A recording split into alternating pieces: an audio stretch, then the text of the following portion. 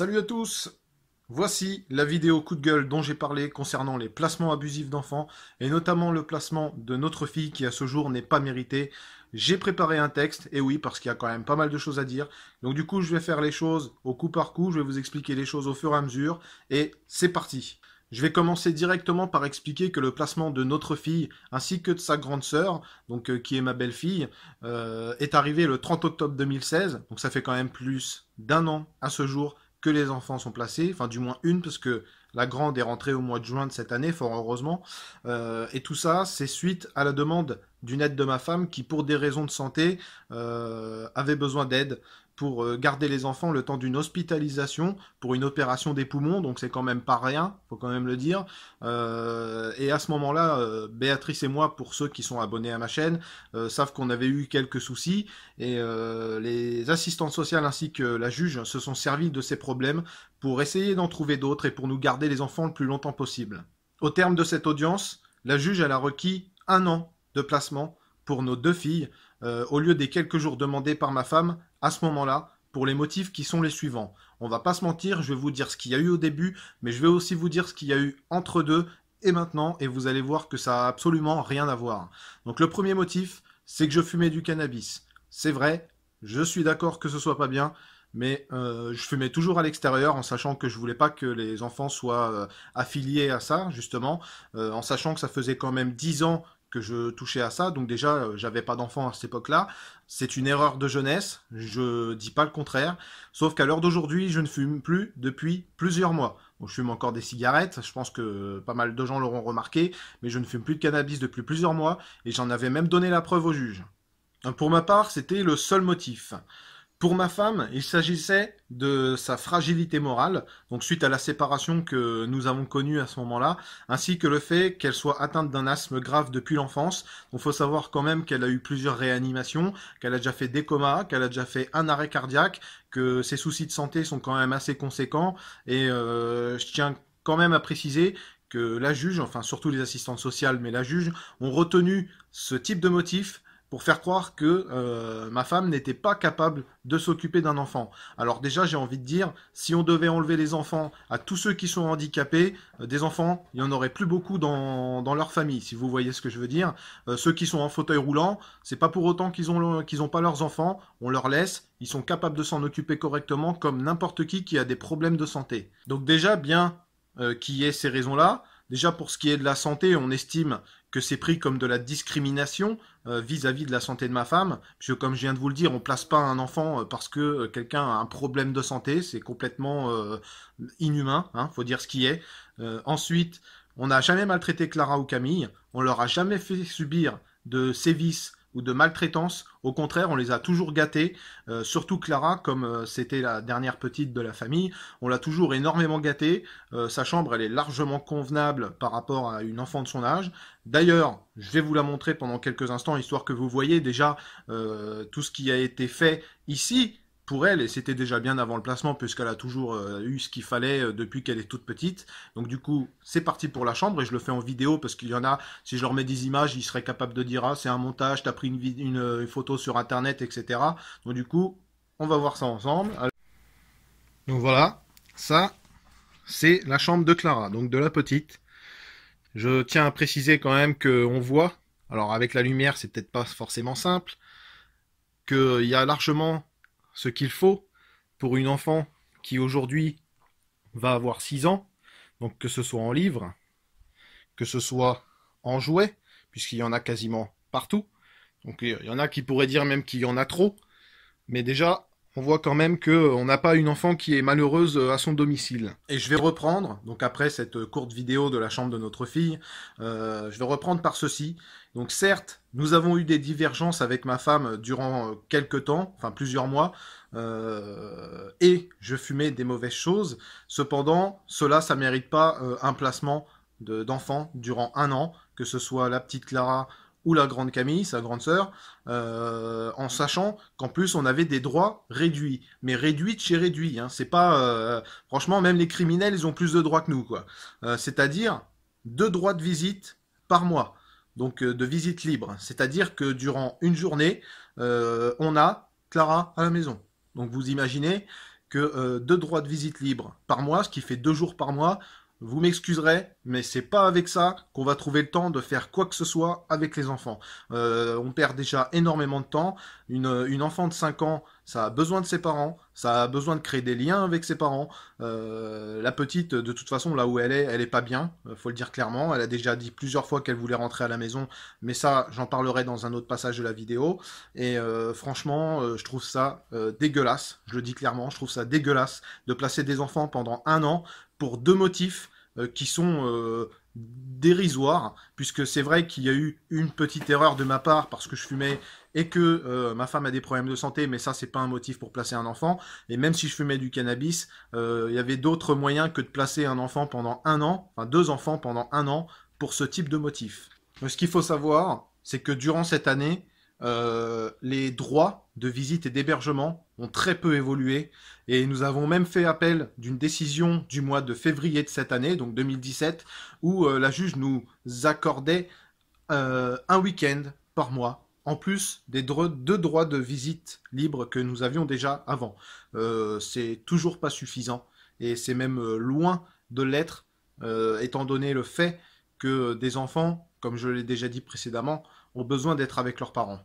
Arrivé à la cour d'appel de Paris, parce qu'on a été à Paris quand même, en sachant qu'on habite dans le fin fond du 77, on a eu le temps de prendre une avocate qui a pris notre défense en vain, puisque la cour d'appel, malgré tout ce qu'on a pu leur dire, malgré tout ce que l'avocate a pu faire, ils ont décidé de laisser libre arbitre au juge, donc du TGI de Meaux. Pour ceux qui connaissent pas l'expression TGI, c'est tribunal de grande instance. Donc en gros, on pouvait continuer de nous faire manipuler. On pouvait se faire manipuler par les décisions de la juge quand elle avait envie, de la façon dont elle avait envie. Bref, une manipulation totale des familles au bon vouloir des juges. Ah oui, et puis j'oubliais un petit détail, c'est que quand la juge prend des décisions, on n'est jamais convoqué. Il y a toujours écrit « dans l'urgence », et après, ils prennent leurs décisions tout seuls, alors que l'urgence, vous m'excuserez, c'est pas de changer des petits droits à droite à gauche, c'est de faire rentrer les enfants pour qu'ils aient une vie normale. Parce que ce qu'ils vivent aujourd'hui, bah, ils le garderont toute leur vie dans leur tête. Camille, la grande sœur de Clara, donc a été sortie de la famille d'accueil, parce que soi-disant, elle aurait volé un bracelet dans la famille d'accueil, un bracelet type Pandora, machin, genre ça vaut 1000 euros, je sais pas trop quoi. Enfin bref. Et or, il se trouve qu'au final, le dossier il a été laissé aux oubliettes, ça a même été classé sans suite par la police parce que même eux ils se sont rendus compte que c'était un truc bidon pour faire genre ah bah tiens faut la faire rentrer parce que ceci cela et ils ont pris n'importe quel motif pour la faire rentrer parce qu'elle participait pas dans la famille d'accueil. Ce qu'il faut savoir, c'est que Camille avait 17 ans à ce moment-là, comme j'ai dit au début de la vidéo.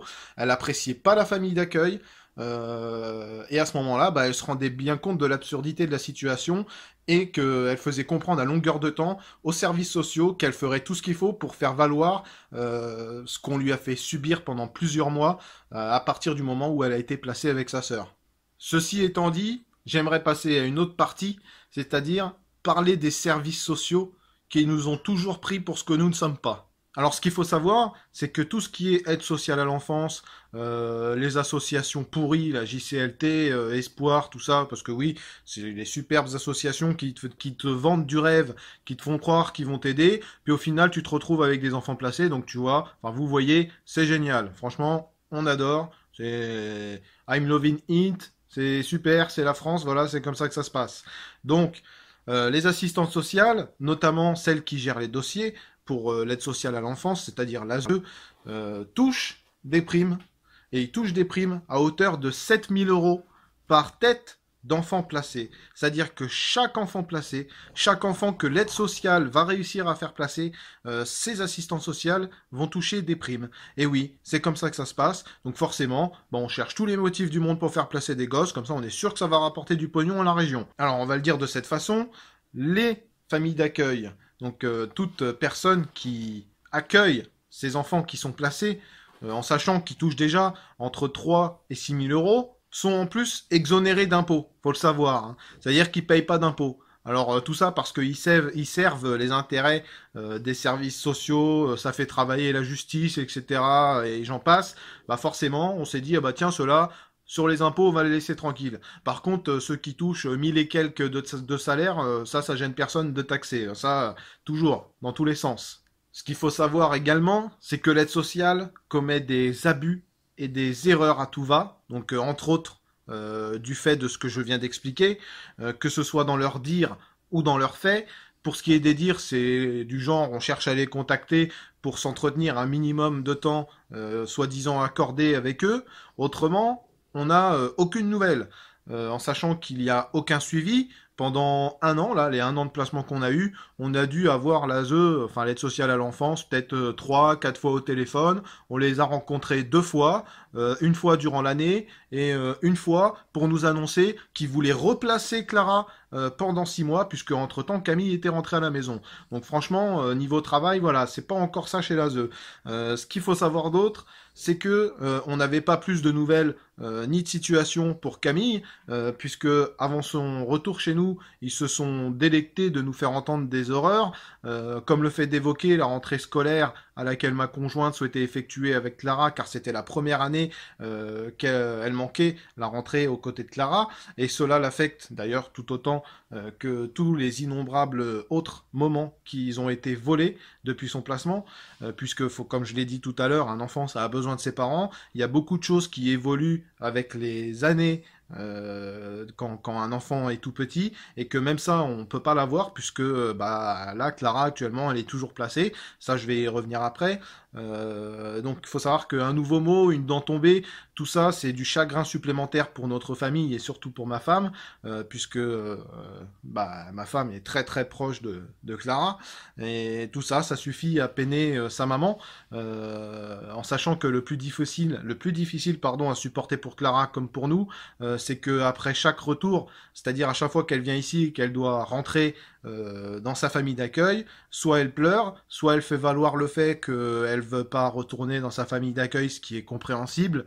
On a aussi des dires de la part de l'ASE, du genre que soi-disant Clara l'aurait dit ci ou ça, puis quand on en parle à Clara, parce que évidemment on la laisse pas comme ça sans lui parler de la situation, elle va nous dire que l'aide sociale à l'enfance ment. Et oui, ce sont des menteurs. Pourquoi ce sont des menteurs? Parce qu'ils cherchent à garder le plus longtemps possible les enfants pour que ça leur donne du boulot plus longtemps, parce que c'est comme ça que ça fonctionne. En sachant qu'en plus, c'est pareil pour les vacances scolaires. Cette année, on n'a rien eu. On est resté sur nos un week-end par mois, sur nos 2 droits de visite libres par mois, en sachant que du coup, pendant les vacances scolaires, elle était bloquée dans sa famille d'accueil. On n'a pas pu partir en vacances, on n'a rien pu faire. On n'a pas pu voir Clara plus de 5 jours d'affilée, je crois, pendant les vacances scolaires, alors que nous aimerions passer un petit peu de vacances ailleurs qu'ici, surtout dans la super région pourrie où on est, où apparemment le seul boulot qu'on peut donner aux gens, c'est de placer des enfants. Ah oui, et puis encore un petit truc que j'ai pas précisé, c'est que en plus de se faire placer des enfants, quand on doit aller les chercher pour les récupérer à la maison, vous savez où est-ce qu'on vous donne vos enfants? Devant un parking de magasin, comme si c'était de la marchandise, aux yeux de tous. Même pas dans un lieu discret, non, non, non. Faut que tout le monde voie que ton gamin il est placé, et ça, c'est pareil, ça gêne personne. Et pourtant, on a écrit un courrier au juge pour ça, mais évidemment, c'est parti aux oubliettes comme tout le reste d'ailleurs. Et pour en revenir où j'étais, on n'a même pas eu le cœur de partir où que ce soit cet été, parce que évidemment, c'est pas sans Clara qu'on a dit tiens, on va partir en vacances, on va s'amuser, alors que Clara, elle serait restée toute seule dans sa famille d'accueil. Elle nous en aurait peut-être même voulu d'être partie sans elle. Donc franchement, c'est très très très décevant de devoir vivre des situations comme ça où on est impuissant face aux abus de pouvoir des assistantes sociales, je vais dire ça comme ça, ou du moins de l'aide sociale à l'enfance, en sachant qu'en plus, les assistantes sociales, du moins l'aide sociale à l'enfance, excusez-moi, ou du moins la maison des solidarités, comme ils appellent ça, super solidarité d'ailleurs, nous font parvenir des courriers qui sont complètement faussés, avec des dates d'envoi et des dates de visite qui sont faussées, c'est-à-dire du genre, on a un calendrier, c'était pour le mois de septembre et d'octobre, donc on avait bien les dates du mois de septembre, mais quand il parlait du mois d'octobre, il parlait encore du mois de septembre. Donc c'était même pas écrit octobre, c'était encore écrit septembre. Donc déjà, ils sont même pas capables de faire des courriers sans faire de fautes qui sont quand même assez graves, énormes. Oui, parce que quand on confond un mois avec l'autre, faut le faire quand même, hein. Donc je sais pas s'il y en a un qui a bu un coup ou quoi, mais franchement, il faudrait peut-être arrêter de se préoccuper si peu de l'état moral des enfants, mais aussi des parents. Donc, ce qu'il faut savoir, c'est que même dans les ordonnances du juge, il y a des fautes. Donc sur l'une des dernières ordonnances qu'on a reçues, une faute du genre, une parmi tant d'autres d'ailleurs, la mère, donc en parlant de ma femme, la mère avec L apostrophe amère. Donc comme si c'était la mère, mais sans se dire la mère, la maman, quoi. C'est la mère, le goût amer, comme si tu mangeais un citron, qu'on te disait, ah, c'est amer, bah, tu vois. C'est un petit peu la même chose, c'est ce genre de faute-là qu'on voit dans le courrier. Ou alors, de nous envoyer des courriers avec écrit que, en citant Camille, alors qu'il parle de Clara. Donc déjà, c'est pareil, les ordonnances comme ça, là, en mode erreur administrative, tout ça, ça se fait pas valoir, ça reste aux oubliettes, on fait comme si c'était rien passé, et puis voilà. Alors que c'est des écrits, hein, quand même, hein. C'est pas comme s'il y avait aucune preuve qu'il y ait des problèmes d'écriture ou même d'autres problèmes, non. Il y a des écritures dans tous les sens, que ce soit juge, greffière, assistante sociale, aide sociale à l'enfance, les associations à 2 balles, mais ça par contre ça dérange personne quand eux ils font des erreurs, alors que nous on aurait le malheur de faire une faute d'orthographe sur un courrier, on viendrait nous le reprocher en nous disant qu'on est analphabète. Pareil, encore une autre erreur, c'est qu'on nous reprochait qu'on n'avait pas fait un vaccin. Alors certes, on n'a pas fait un vaccin, d'accord. Alors on aurait très bien pu le faire durant cette année si Clara n'avait pas été placée de la sorte qu'elle est placée aujourd'hui, en sachant que ce vaccin, on aurait pu le faire, on aurait dû le faire, on allait le faire. Simplement, même le médecin n'a pas voulu le faire parce qu'à ce moment-là, Clara, faut savoir qu'elle est déclarée asthmatique également, puisque ça va de pair avec sa mère, et qu'elle était sous cortisone et sous d'autres médicaments pour traiter ce problème, et que même le médecin n'a pas voulu lui faire le vaccin à cause des médicaments qu'elle avait. Donc déjà, on nous reproche des choses, alors que ça vient même pas de nous, quoi. Ça vient même du corps médical lui-même. Et que de toute façon, malgré ce soi-disant vaccin qu'on nous a reproché que le médecin ne voulait pas faire, Clara, durant son placement, pas une seule fois, elle a été voir un médecin. Je dis bien pas une seule. Pas de bilans médicaux, rien, que dalle. La seule chose qu'ils lui ont fait faire, c'est effectivement son vaccin, parce que pendant son placement, ils se sont permis de lui donner moins de médicaments. Aujourd'hui, c'est à peine si elle a de la ventoline quand elle est essoufflée. Donc déjà, quand on vient nous reprocher à nous qu'on soigne pas notre enfant alors qu'on a des dossiers médicaux comme ça pour les gamins, alors qu'eux, ils en ont même peut-être même pas 5 feuilles, franchement, c'est du gros foutage de gueule. Du gros foutage de gueule de venir nous faire des leçons de morale alors qu'eux-mêmes sont pas capables de faire leur boulot correctement. Et qu'ils ont reproché également, enfin, du moins une soi-disant inquiétude de la part des services sociaux, que Camille, donc la grande sœur de Clara, serait anorexique. Or, il se trouve que ça a été démenti par un médecin, qu'on l'a fait chier pendant des années, et on nous a fait chier aussi pendant des années, en nous disant « Oh, vous comprenez, l'état de santé de Camille, ça nous inquiète, elle est toute maigre. » Alors oui, effectivement, je dis pas, elle a 18 ans, elle fait encore 40 kilos. Donc il y en a qui pourraient dire « Ah, c'est bizarre, c'est pas normal. » Certes, sauf qu'en attendant, elle a toujours été très maigre, enfin pas maigre, mais elle a toujours eu une corpulence très fine, elle fait même pas la moitié de mon gabarit, donc forcément, elle va pas peser 150 kilos, hein, en sachant qu'elle a même pas la moitié de mon gabarit. Elle a toujours mangé correctement, elle a toujours eu ce qu'il fallait ici à la maison. Donc, comme je viens de le dire, ça a été démenti par un médecin des services sociaux, des médecins des services sociaux, qui ont fait un bilan à Camille en disant bah non, l'état de santé de Camille est tout à fait normal, il n'y a aucun souci, il n'y a pas d'anorexie, ça a été écrit sur un papier, et ça c'est pareil. Le problème c'est qu'on trouve n'importe quel motif, n'importe quoi pour essayer de faire croire qu'on est des mauvais parents et puis tout ce qui s'ensuit. D'ailleurs, c'est ma femme qui vient de m'y faire penser, je peux même vous montrer le réfrigérateur et le placard à bouffe. Ce que je vais faire là tout de suite, donc ça va faire un petit coupage, mais je vous montre ça. Donc voilà, encore un truc en plus. Voilà, juste histoire de montrer qu'il y a largement ce qu'il faut, qu'il y a même les bonbons d'Halloween là. Il y a tout ce qu'il faut pour manger correctement. Je vois pas où il est le problème.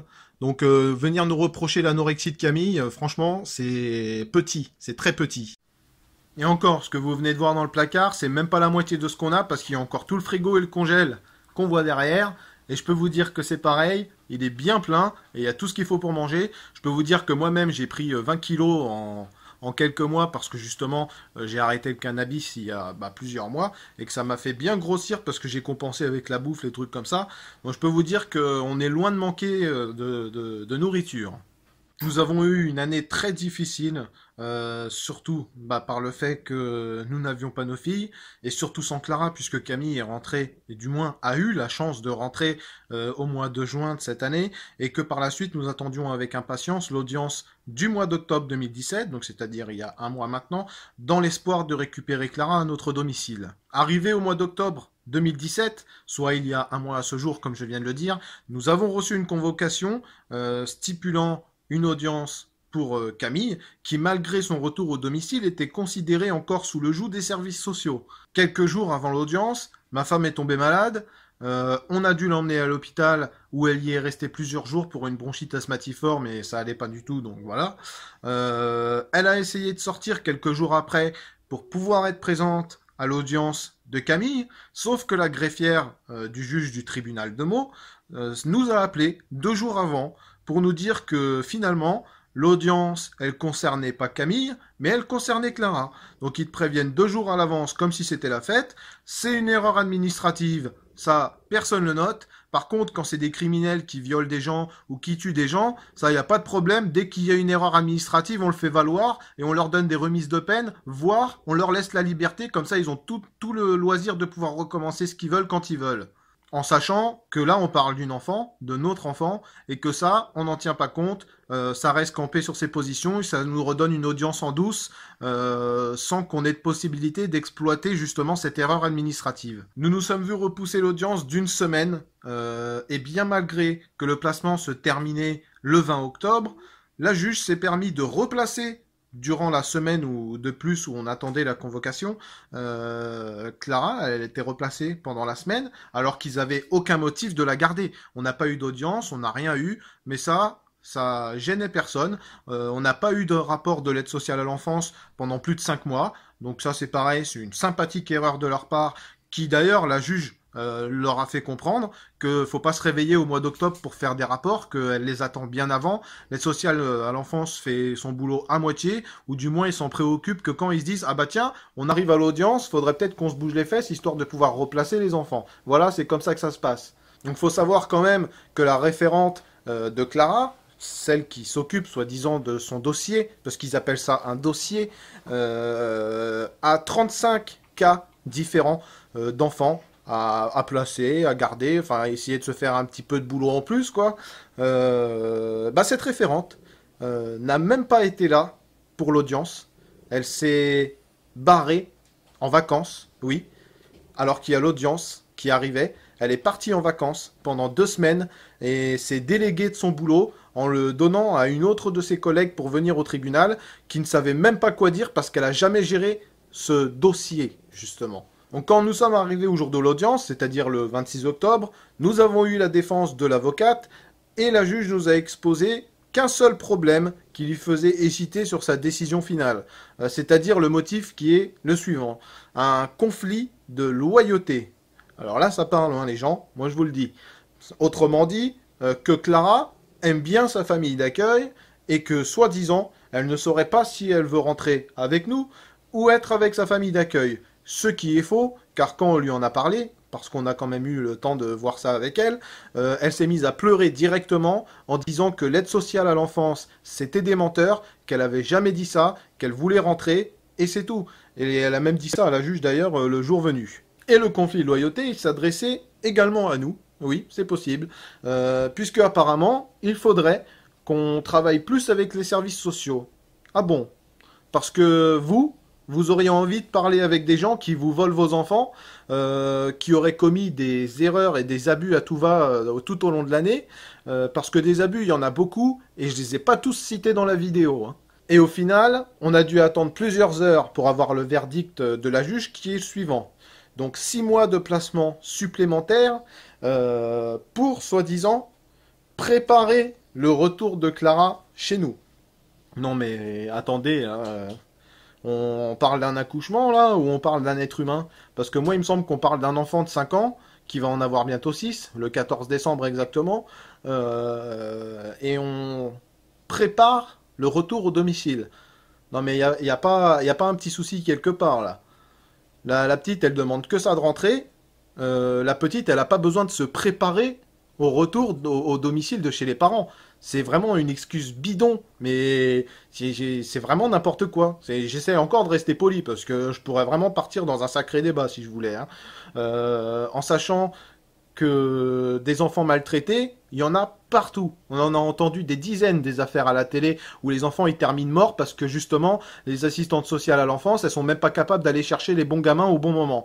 Donc genre les affaires Fiona, les affaires où t'entends les gamins qui traînent, les pères qui traînent leurs gamins derrière leur bagnole parce qu'ils les ont réveillés dans la nuit ou qui les tuent parce qu'ils ont fait pipi dans leur lit. Et oui, parce que des affaires comme ça il y en a des dizaines chaque année et ça personne s'en préoccupe. Notre fille Clara souffre de plus en plus de ce placement, hein, forcément puisque ça fait plus d'1 an maintenant. Qu'elle a même été demandée elle-même à l'aide sociale à l'enfance ou encore à sa référente de la laisser rentrer avec et chez nous. Et évidemment, sa réponse pour une super assistante sociale, c'était de nous dire ce n'est pas dans les tuyaux. Ah, mais dis donc, c'est une très belle réponse, c'est une très belle répartie de la part d'une assistante sociale à l'enfance qui justement se vante ouvertement d'être en mesure de tout pouvoir et de vous donner des leçons de morale et d'éducation et surtout qui se dit protecteur des intérêts de l'enfant alors que quand un enfant vient vous dire qu'il voudrait être avec ses parents, on vous répond c'est pas dans les tuyaux. Non mais je pense vraiment qu'il y a un très gros problème à ce niveau-là et qu'au bout d'un moment c'est bien facile d'abuser des pouvoirs, hein, c'est comme le coup où on peut pas porter plainte contre des juges parce qu'ils sont haut placés, machin. Ah bah oui, mais dans ce cas-là, tout le monde peut abuser de tout et n'importe quoi à partir du moment où tu as un haut niveau. Ça c'est comme le truc, les riches ceci, les riches cela, ça exporte, ça fait ci, ça fait ça. Mais en attendant, nous, les familles modestes, rien pour nous, quoi. Enfin, en tout cas, pour conclure tout ça, moi, j'ai qu'une chose à dire. Le système judiciaire, c'est une question de business. Parce que tout ça, ça fait travailler les juges, ça fait travailler les assistantes sociales, ça fait travailler les associations pardon, qui servent pas à grand chose, puisque c'est à cause d'eux au final qu'on s'est retrouvé dans cette galère. Ça fait travailler les avocats. En gros, ça fait travailler le système dit judiciaire. Alors quand je vois ce qu'on subit depuis plus d'1 an et qu'on va resubir là encore pendant 6 mois, voire plus, parce qu'en plus, ce qu'il faut savoir, c'est que dernièrement, il y a encore quelques jours, les gendarmes sont venus taper à notre porte en nous disant que l'aide sociale à l'enfance a refait un signalement contre nous et a porté plainte en plus. Parce que, soi-disant, Clara aurait aurait assisté à une relation sexuelle entre notre grande fille Camille et mon frère. Ah, bah dis donc, ils vont chercher loin, dis donc, pour garder des enfants, hein. Parce que Clara, on lui en a parlé, et la seule chose qu'elle nous a dite, on lui a expliqué calmement, on lui a dit, écoute Clara, faut que tu nous dises ce que t'as dit à l'assistante sociale, c'est important parce que la police est venue nous voir, et Clara, elle nous a dit qu'elle a jamais rien vu entre Camille et mon frère qui s'appelle Guillaume, mais que la seule chose qu'elle avait vue, c'était Camille allant aux toilettes en étant déshabillée, nue, hein. On va se dire les choses telles qu'elles sont. Elle a vu sa sœur, nue, une fois, aller aux toilettes. Je crois pas que ce soit un motif pour garder un enfant ou pour porter plainte. On parle de sa sœur là, hein, on parle pas d'une femme qu'on voit dans la rue qui se met à poil et puis ça se balade. Non, c'est sa sœur et c'est pas tous les jours et y a pas de problème quoi. Enfin moi c'est comme ça que je vois les choses, hein. Je trouve ça complètement aberrant d'essayer de nous attirer des ennuis supplémentaires pour rien. D'autant plus que ce soi-disant truc se serait passé l'année dernière et qu'ils se sont réveillés le 26 septembre pour aller porter plainte. Comme par hasard, juste avant l'audience, histoire d'avoir un motif en plus pour garder Clara plus longtemps. Donc si ça c'est pas du foutage de gueule, faudra me dire ce que c'est, hein. Et en précisant bien évidemment que tout ça, ça ne se serait pas passé chez nous, mais chez ma mère, c'est-à-dire la grand-mère de Clara. Ce qui est totalement impossible puisque Clara est toujours restée à nos côtés quand on l'avait, et ma mère a toujours emmené Clara où qu'elle soit quand elle l'avait. Donc tout ce qui nous invente, c'est de la connerie, pure et simple. Enfin voilà, du coup moi je vais arrêter pour cette vidéo, parce que je pense que j'en ai suffisamment dit pour l'instant. Vous inquiétez pas, si j'ai encore quelques trucs à dire, ça viendra également. Surtout si l'aide sociale à l'enfance continue à nous faire des blablatages pour essayer de garder la petite. Mais en tout cas, tout ce que je sais, c'est que, encore une fois, comme j'ai dit sur mon autre chaîne, je vous invite à faire tourner la vidéo, à montrer ça au maximum de gens que vous pourrez le montrer, pour que ça tourne le plus possible et que ça aille le plus loin possible. Parce qu'aujourd'hui, on a une enfant, parmi tant d'autres enfants d'ailleurs, qui sont placés pour rien, qui n'attend qu'une chose, c'est de retourner chez ses parents, c'est-à-dire nous. Parce que les parents de Clara, c'est nous. Ils sont pas sur le livret de famille de l'assistante sociale, ils sont pas sur le livret de famille de la juge, ils sont pas sur le livret de famille de qui que ce soit d'autre que nous. Donc voilà tout ce que j'aurais à dire. Je vous remercie d'avoir suivi cette vidéo et de l'avoir écoutée jusqu'au bout. Donc pour ma part, je vous dis à bientôt.